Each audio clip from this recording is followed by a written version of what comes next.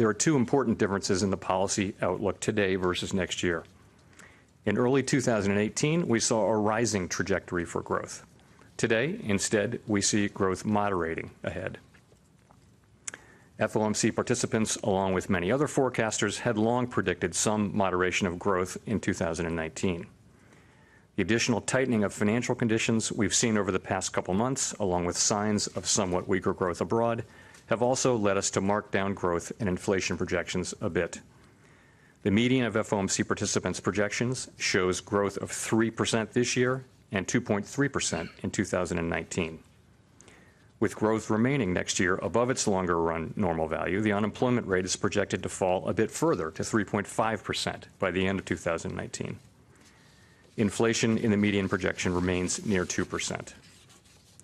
Second, the economy has continued to strengthen this year, and given our 4 rate increases and the ongoing reduction in our portfolio, monetary policy will be providing a smaller boost to the economy in 2019.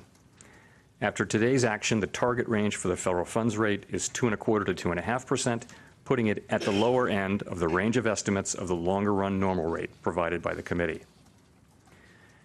Over the next year, if events play out broadly as expected, the federal funds rate will be in a range in which judgments of people both inside and outside the Fed will sometimes differ regarding whether the stance of policy is modestly accommodative, neutral, or modestly restrictive.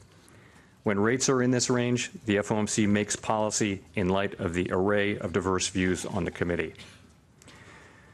Moving forward, my colleagues and I will be watching the economy closely for indications that the stance of policy is appropriate to sustain the expansion with a strong labor market and inflation near 2%.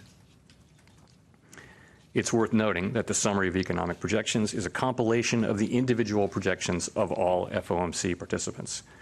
We sometimes point to the median of these projections to illustrate the broad middle of views of the committee.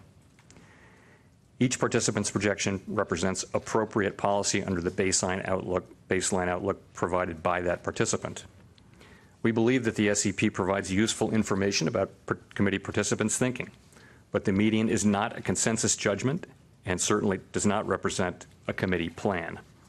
Actual policy will, as always, be adjusted as incoming data shed light on the state of the economy, the outlook, and the changing balance of risks. Neither the pace nor the ultimate destination of any further rate increases is predetermined.